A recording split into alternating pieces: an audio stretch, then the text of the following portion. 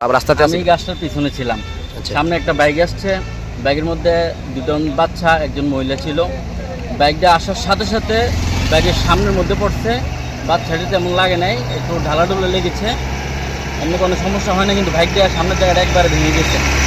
এই কারেন্টের তারগুলো গাছের সাথে হওয়ার কারণে আজকে যদি কারেন্ট থাকতো আজকে মানুষকে মারা যাইল হলে। এই বিভিন্ন এই গাছটা পড়ছে, বন্যা আসছিল, আর আজকে কয়েকদিন অবারত বৃষ্টির কারণে গাছটা গোড়া থেকে মাটি গ্রহণ করে পড়ে যায়। আমাদের দাবি, রাস্তার উপরে যত গাছগুলো আছে কারেন্টের মধ্যে, কারেন্টের গাছগুলো যাতে কারেন্টের তার উপর থেকে কাটা হয়। অনেক সময় দেখা যায় বিদ্যুৎ কোম্পানি এসে গাছের শুধু ঠালাগুলো কেটে দেয়, ঠালাগুলো না কেটে গাছটা অতি সত্য গোড়া দিয়ে কেটে দেয়।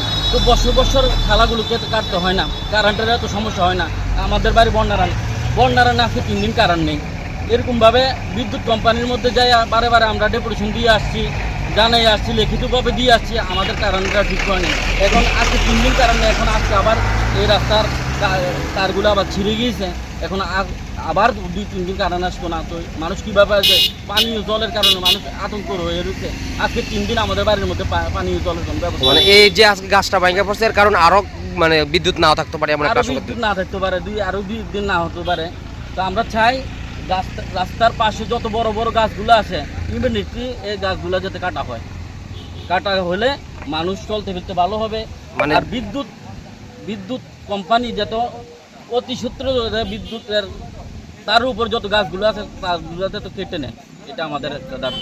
এখন যারা আহত হয়েছে তারা কই আছে হাসপাতালে? তারা আহত হয়েছে, একটু লাগছে, বাচ্চারা একটু চলে গিয়েছে, নিজেরাই বাইকটা একেবারে ভেঙে গিয়েছে। এখন তো চলাচল উভয় দিকে গাড়ি তো কষ্ট হয়েছে না, গাড়ি আসতে অসুবিধা হয়। ওই দিকে আরেকজনের রাস্তার বাইরে দিয়ে মাটি দিয়ে আসতে হচ্ছে। এখন যদি গাছটা কেটে না সরানো হয় তাহলে এখানে অত্যন্ত জাম লেগে যাচ্ছে। জাম থেকে বাঁচতে হলে গাছটাকে কেটে এখান থেকে সরাতে হবে।